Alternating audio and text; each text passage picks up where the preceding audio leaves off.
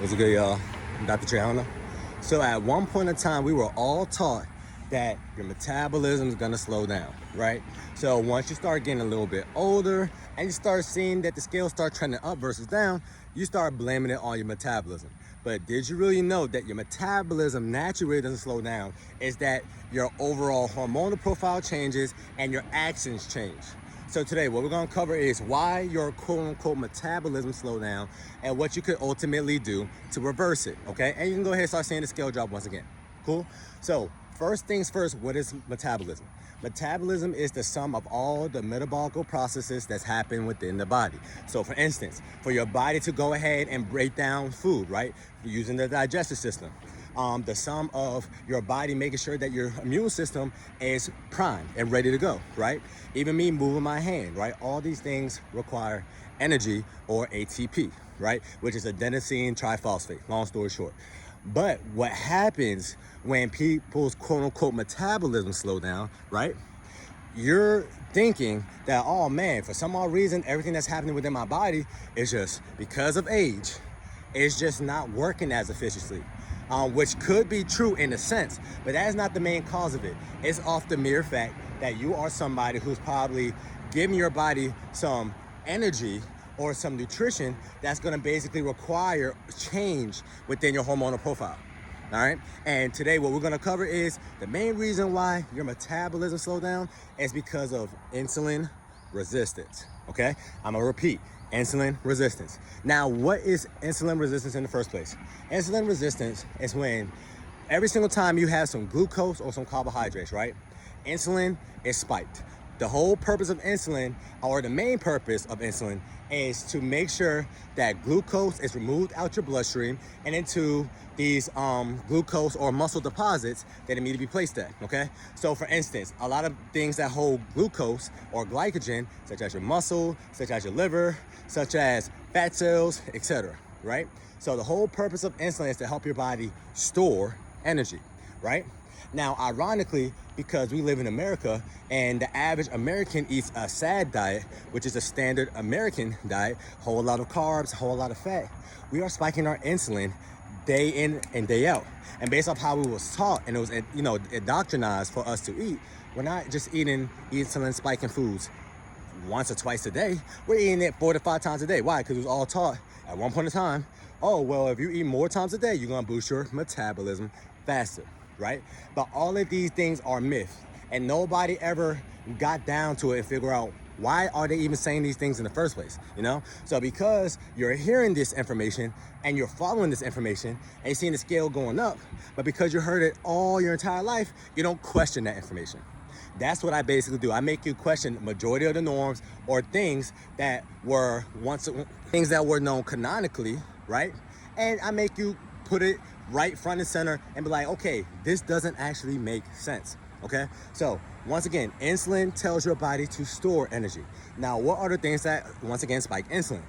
Carbohydrates spike insulin the highest, and once again, carbs and glucose is the exact same thing. Carbs and sugar is the exact same thing. So these two things spike insulin the highest, which means what? Your body's seeing a lot of glucose in the system, and obviously glucose corrodes and rusts your arteries, your cell walls, and makes cells inefficient, right? So your body wants to get this out of the bloodstream as soon as possible.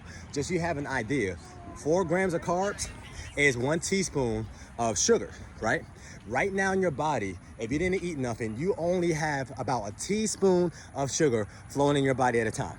So when you have something with 40 grams of carbs, such as 1 cup of rice, now you have 10 teaspoons of this. Your body wasn't made to have this amount of glucose in our bloodstreams. But guess what? Some people eat rice 2 to 3 to 4 to 5 times a day. You see what I'm saying? So because we're eating a lot of, once again, carbohydrate-based foods, we are basically spiking insulin to the point where now your body's like, okay, cool, well, I keep getting this stimulus to go ahead and store energy, right? But our reserves are already full. So now what we're gonna do is basically save our self-reserve, and I'm talking about the cells, and we're just gonna let this glucose just float through the bloodstream. Why? I'm literally incapable of storing this energy. We are full, right? Now, protein also spikes your insulin, but about 40 to 60% less than carbohydrates, okay? So if you had $100, protein is only gonna spike your insulin about $40, all right? Fat doesn't spike insulin at all, or it's very minute. So you don't have to worry about fat, okay? It's just about what you having with fat. 9 times out of 10, we don't just eat fat by itself. We like to put fat on a carb, such as bread doesn't get you fat, butter doesn't get you fat, but what do we like to put on bread? Butter. You see what I'm saying? It's the associations we have with foods that are bad, right? So when you wake up in the morning, and the way you was taught, especially if you want to lose weight, right?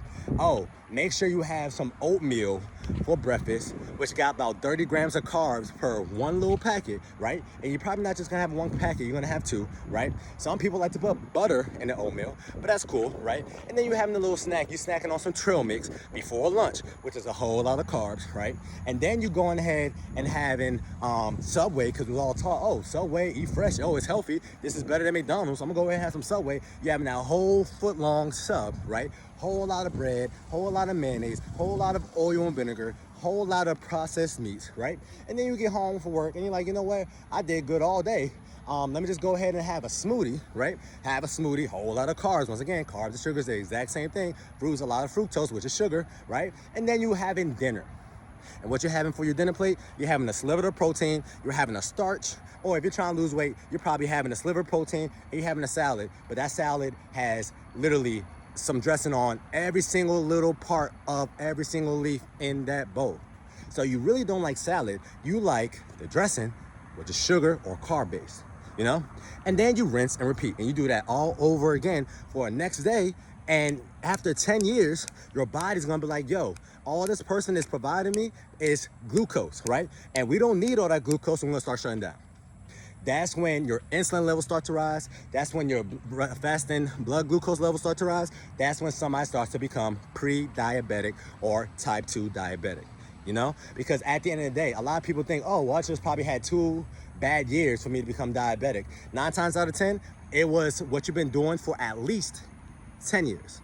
That's why you're seeing kids nowadays who are 12, 13 years old and they already pre-diabetic. It takes time for it to happen. Your body is really resilient, but if you don't know anything about nutrition and you're not fixing an issue that you do 4 to 5 times a day, then your body's gonna start shutting down because you don't know what to fix it and you're relying on the healthcare industry to basically preserve your health. So what I'm trying to do is help you reclaim your health. You're putting your health in your own hands. But in order for you to do that, you got to understand the nutrition, you know? So carbs, once again, spikes at the highest.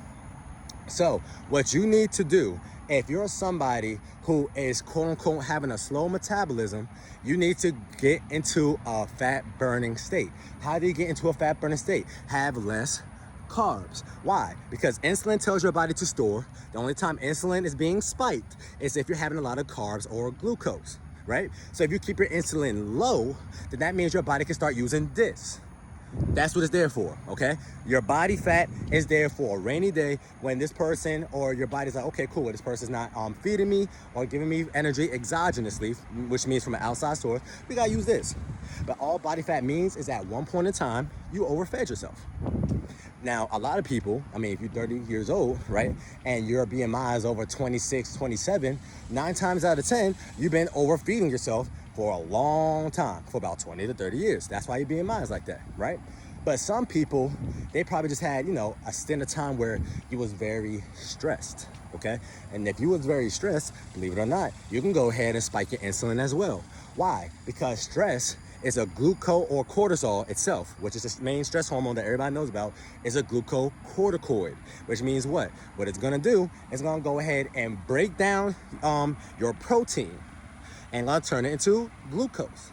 So now just imagine if you're very stressed, your protein's getting breaking down to glucose, and then you're already insulin resistant, which means what? Your body's now ignoring the signal to store this glucose that you're eating from this trail mix, from the cereal, from that muffin, from that Starbucks, from that Subway, etc.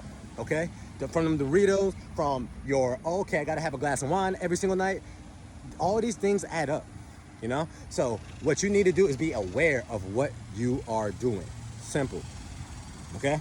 Now, so you need to lower your carbs, okay? And you need to have better quality carbs, such as carbs with fiber. A lot of the food that we eat don't have a lot of fiber in it, right? And ironically, fiber actually slows down the absorption of glucose into your bloodstream. Guess where you get fiber from? Things that come from the earth. Not something that has a bag or comes in a box or doesn't have a barcode on the back of it, okay? Those are the worst type of carbs. But ironically, if you think about it, those are the carbs that we eat on a daily basis because it is convenient. We're living off convenience now, and that is the issue. Okay, so you need to have better carbs. Yesterday, I was flying around because I was traveling, right? I came from Maryland to Houston. I went to a restaurant. I got the black and red fish, and I had a side of Brussels sprouts. Now, I really wanted the fries. I really wanted the sweet potato. But you know what? I was like, hey, I'm having a goal in mind. I want to look a certain type of way. Let me go ahead and get these Brussels sprouts. And because I did that, and because I gave my body the best type of carbs, once again, all carbs are not bad, it's the quality of the carb that matters. Now my body was in a fat burning state faster when I was in sleep versus me having some bread, versus me having a crazy salad with all the dressing, versus me having a baked potato or sweet potato casserole. Everything happens for a reason, okay? So what I want you to do is just make sure that you are keeping your carbs low. And when you do decide to have carbs, especially if you have a slow metabolism, which means what? You want to lose weight, you need to stop giving your body the stimulus or the signal to store, which carbs help your body store. That's why you see bodybuilders, what do they have as their typical meal? Chicken, broccoli, rice. They have 2 carbs and a protein. That's why they're big. That's why they're strong. That's why they're muscular. What we have is a lot of carbs with fat. That's why I see a lot of Americans, 7 out of 10, is obese or overweight. So that's what you need to fix, the quality of the carb, okay? Now, you can start having more carbs, starchy carbs, if you want to gain weight. But if you're having these starchy carbs, attempting to lose weight, you're hustling backwards. That is not its purpose. That's like you going to a mechanic for your car, but this dude only fixes motorcycles. Why in the hell are you going to him? Go to a person who actually fixes cars, okay? So, last but not least, the main thing you need to fix is the frequent eating. Why? Because every single time you eat, once again, I just told you, carbs spikes your insulin, but protein spikes your insulin too. Just not as much. But if you're eating 5 to 6 times a day, right? Every single time you eat, you're telling your body, the whole purpose of eating is to store energy. You're telling your body, stop burning body fat, burn this. Or stop burning body fat, burn this.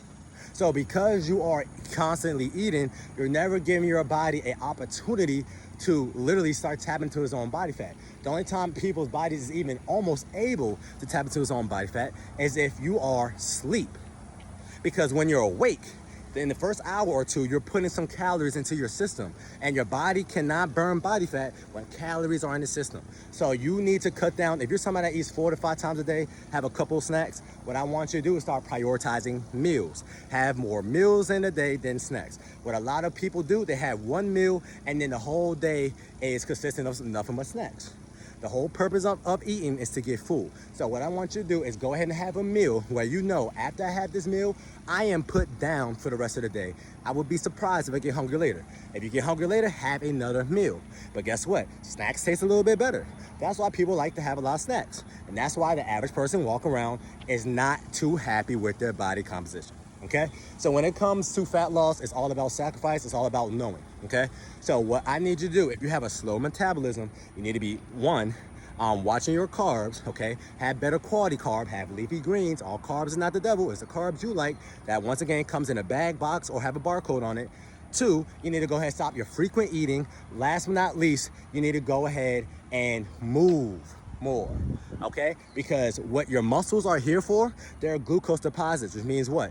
They literally suck up the glucose within your system. So when you are moving, and if you're someone who has a slow metabolism, which means you're really insulin resistant, which means what? You really have a lot of glucose just flowing around in your system, which means what? It's not gonna allow your body to go ahead and start burning its own body fat. You need to basically find a mechanism to alleviate this issue and pull the glucose out your bloodstream. And guess what does that? Your muscles. But guess what? We are the most inactive out of all generations. Long story short, you know? So you just need to go ahead and be more active. Go for a walk. You see what I'm doing? I just went in a sauna. I just lifted weights. And I was like, I don't feel like doing the treadmill today. I'm going to go ahead and go for a walk. Do little things like that and you're gonna better your health. But when it's all said and done, it's all about consistency. You gotta do an exercise that you like to do. So if you're somebody that like Orange Theory and that gets you up and going and you're motivated every single day to do Orange Theory, then do Orange Theory. And if your thing is CrossFit, do CrossFit. I had a lady that was like a great hula hooper and she had weighted hula hoops. Do that. Just do whatever that makes you want to get up and get moving and somehow get some vitamin D. Okay, because believe it or not, if you type 2 diabetic, 9 times out of 10, you have a deficiency in vitamin D, which means what? You are not getting enough sunlight. Because majority of your sunlight or vitamin D, cholecalciferol, is coming from sunlight, okay? Which actually lowers your blood pressure and your glucose levels. So you just need to get back and revert back to how humans used to naturally be. Which means what? We're not having a lot of processed foods. Processed foods just came out in the 60s, right? You need to be more active and you need to go ahead and watch the frequent eating because believe it or not, that just starting to happen in the 21st century. Cool? Hopefully y'all learned something today. Watch your stress. Once again, so if if you're stressed out, just try to understand why you're stressed and try to alleviate it. Go to therapy, do something, go get a massage, go get your foot rubbed by your significant other, do something to go ahead and alleviate stress. Make sure you're getting quality sleep, make sure you're getting better quality carbs, less processed foods, even if it's keto. If it's still got a barcode on it, it's processed foods. And last but not least, watch your frequent eating, okay? That's your reset tip of the day. It's gonna help you stay snatched all the time, not only summertime. Talk to you soon.